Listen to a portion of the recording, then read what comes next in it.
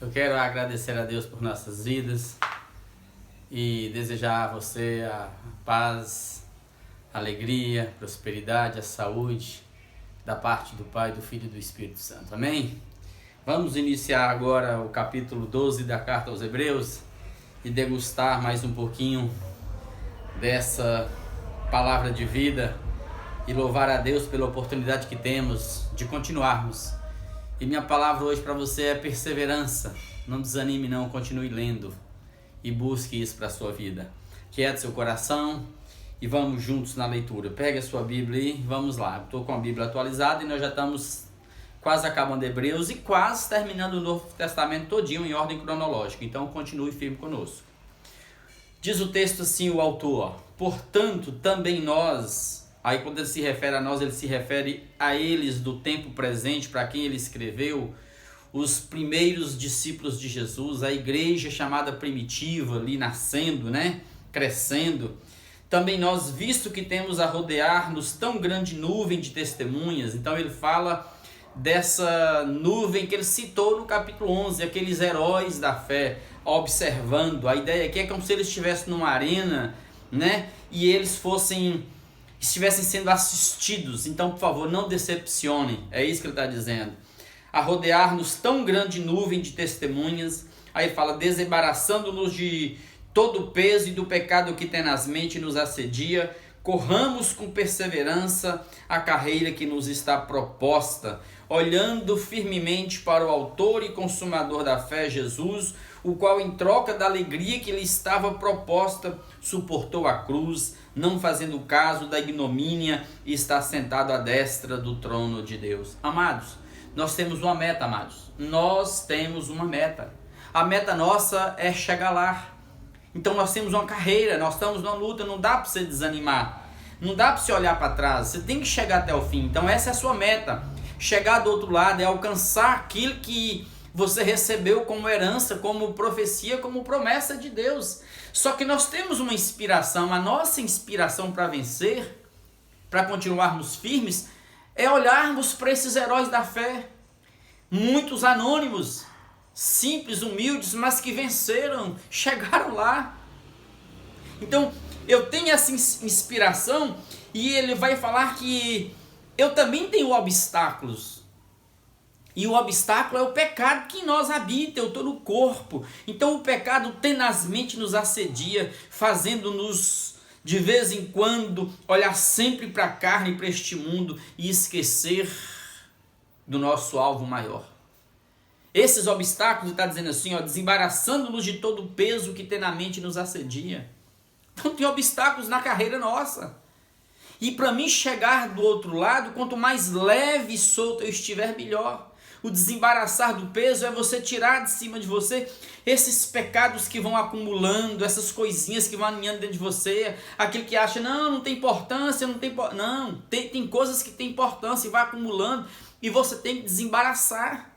Um atleta, ele chega mais rápido se ele tiver menos peso sobre as costas dele, sobre os ombros dele. Então vai desembaraçando porque os dias têm chegado ao fim, amados. E eu preciso afirmar isso para mim e para você. Quanto mais leves, quanto mais desapegados deste mundo estivermos, mais nós vamos caminhar rumo à nossa meta. Nós temos obstáculos, mas observe que nós temos um meio. O meio nosso aqui é a perseverança. Ele vai falar que nós temos que correr e alcançar, chegar lá com perseverança. A palavra perseverança aqui no grego é hipomone, ou seja, não é uma perseverança assim estática, não é algo estático, acabado, não é aquela paciência de quem desiludiu, desencantou, se entregou, não. A perseverança, paciência aqui, amados, é aquela perseverança de alguém que não se entrega, que não tem pressa, que não se precipita, mas também não para. É alguém que carrega no peito essa certeza. Ele vai passando pelas lutas, mas ele continua firme. Ele não joga a toalha. Isso é perseverança, paciência, alguns termos vamos usar. É alguém que de fato está aqui, ele não se entrega. Ele vai até o fim. E isso é importante para nós. Ele não perde a confiança, embora ele saiba dos desafios que tem. Aí ele fala assim, olhando firmemente para Jesus. Então eu tenho também um exemplo, o exemplo é Jesus. E por que Jesus suportou, como ele diz aqui, suportou a cruz, suportou a vergonha e o opróbrio deste mundo? A Bíblia diz aqui que Jesus, em troca da alegria que lhe estava proposta, ele vem do país mais lindo do mundo. Ele sabe o que é o céu, ele sabe o que é a vida a partir dessa dimensão. Aí, essa noção, essa ideia, esse gozo, essa vontade de voltar, de vencer, é que o faz suportar tudo. Então, amado, transcenda. Existe uma esperança, existe um céu para mim, para você, um lugar lindo, maravilhoso, na presença com Deus, um estado de dimensão para além desse ambiente. Então, persevere. Jesus é o nosso exemplo, amados. E Ele também é a nossa presença. Ele está conosco todos os dias, em todos os momentos. Não desanime. E aí é por isso que ele diz, considerai, pois, atentamente aquele que suportou tamanha oposição dos pecadores, que é Jesus, né? Suportou tudo para que eu e você não fatiguemos, desmaiando em vossa alma. A palavra que ele está usando aqui para fatigueis, desmaiando em vossa alma, é a mesma frase usada para Israel quando suportava o calor do deserto, as lutas do deserto, as batalhas do deserto, que simboliza a nossa existência rumo à terra prometida. E ali, quando ele cansava dos obstáculos das batalhas travadas no deserto, ele tinha saudades. Ele lembrava das cebolas do Egito, das carnes, as panelas cheias de carne do Egito, e tinha vontade de voltar para lá. E o autor está falando assim, para que nós não fatiguemos, desmaiando em vossas almas. É também uma ideia, amados, que Aristóteles usava para aquele atleta que já desabava em terra ofegante em busca, querendo chegar na sua meta. Aristóteles usava essa frase aqui também, para dizer para mim e para você, para nós considerarmos isso, considerarmos Jesus e não desmaiarmos. Aí ele vai dizer assim, ora, na nossa luta contra o pecado, ainda não tendes resistido até o sangue, e estáis esquecidos da exortação que como a filhos discorre. Filho meu, não menospreze a correção que vem do Senhor, nem desmaies quando por ele é reprovado, porque o Senhor corrige a quem ama e açoita todo filho a quem recebe. Amados, e aqui é a palavra difícil, porque ele vai dizer assim, olha, e a frase aqui, resistir até o sangue, tanto ele aponta para os macabeus, a história deles, onde o líder dos macabeus dizia assim, por favor, saia, lute até o fim, não se entreguem, se for preciso morrer, morram, mas lutem até o fim. E aí ele vai olhar para Jesus e dizer assim, olha para Jesus, olha o sofrimento dele, imite Jesus. E lembra que no processo da existência, o Pai que nos ama, nos corrige. Então a correção de Deus aqui não é ira, não é raiva, não é cólera de Deus, não. É amor de Deus para que nós não desmaiemos aqui, antes perseveremos até o fim.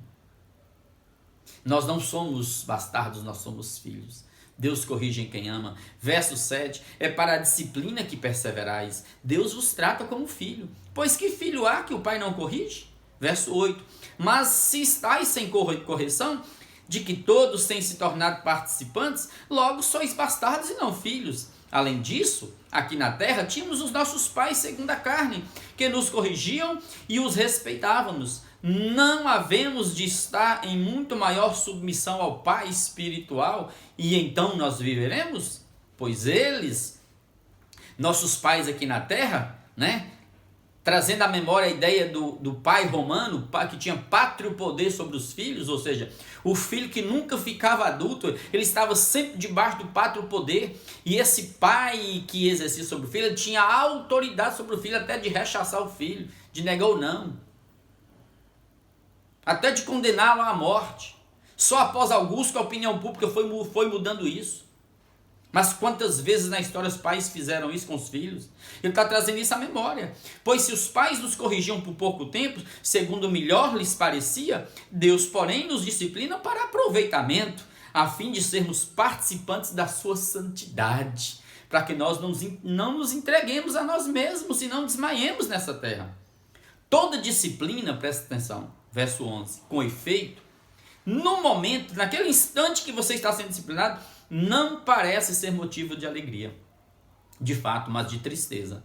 Mas ao depois, entretanto, produz fruto pacífico aos que têm sido por ela exercitados, fruto de justiça. Por isso, restabelecei as mãos descaídas e os joelhos trôpegos, e fazeis caminhos retos para os pés, para que não se extravie o que é manco, antes seja curado. Isso aqui é tremendo. Essa frase aqui também, ela vem de lá. Ela vem de lá de Israel. É justamente o que eu disse anteriormente. Não dá para olhar para trás, ter saudade do Egito, ter saudade do mundo. É lembrar que Deus nos ama. Deus nos ama tanto que Ele nos trata, Ele nos disciplina. E como o mundo é caído, as dores que eu sinto, as agruras do deserto, o calor do dia, muitas vezes nos faz desanimar, desalentar a gente, desfalecer nossas mãos, fazer nossos tornozelos trôpegos cansados. Ele está dizendo, não olha para trás, não olha para o Egito, persevera, tem um alvo, tem um prêmio, Deus te ama. O mundo é caído mesmo, mas Deus não é rancoroso, Deus não é irado, Deus não é castigador, não.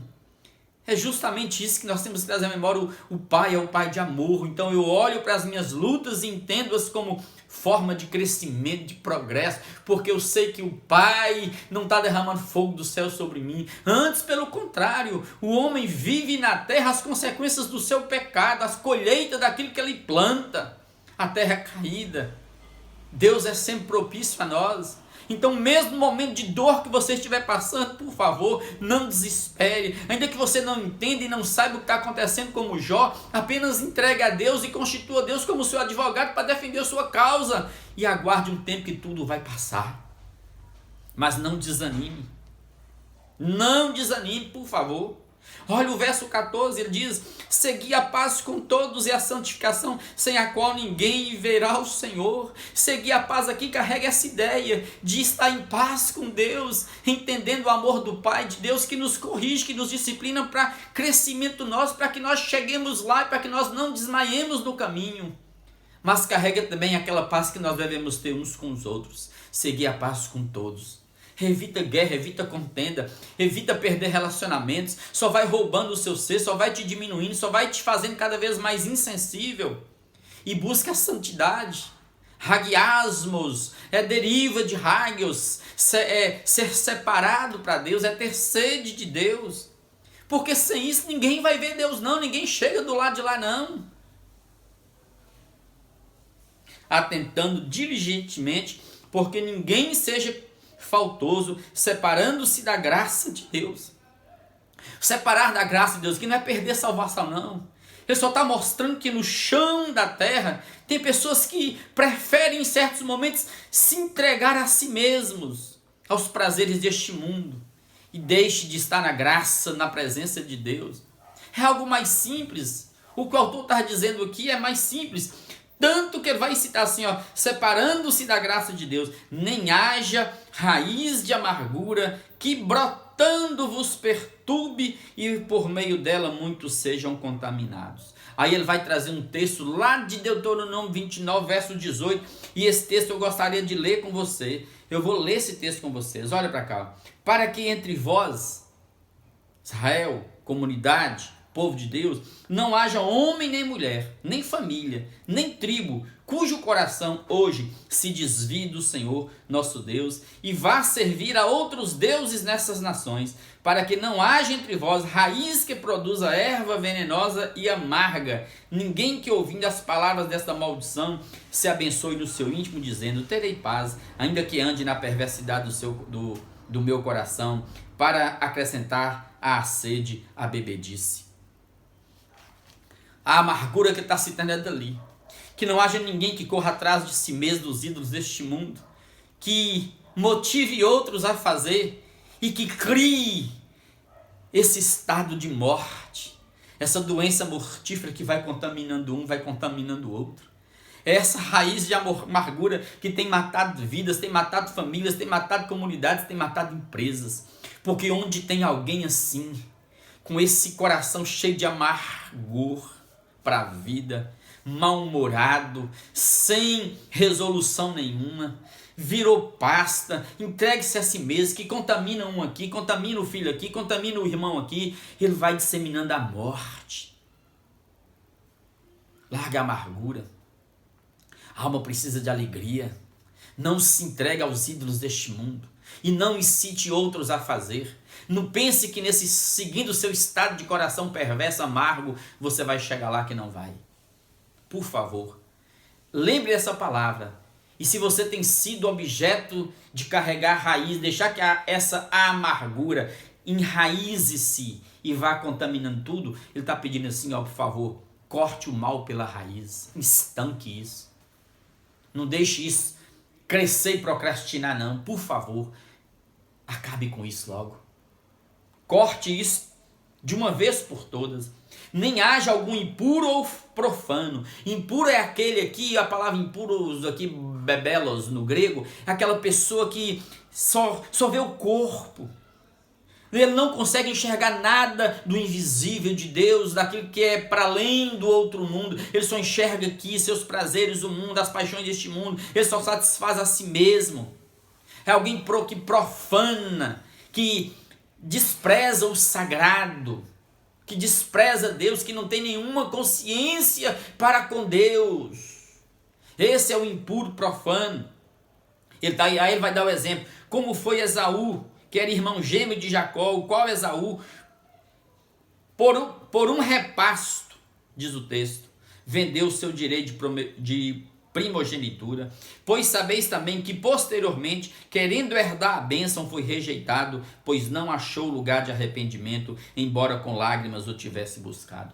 Aí ele cita o exemplo de Esaú, irmão gêmeo de Jacó. O texto vai dizer, ele vai evocar dois textos de Gênesis 25 e 28, 25 e 27 parece, onde Esaú vem do campo cansado, voraz por alimento, e ele vê Jacó fazendo um prato de lentilhas, uma sopa gostosa de lentilhas.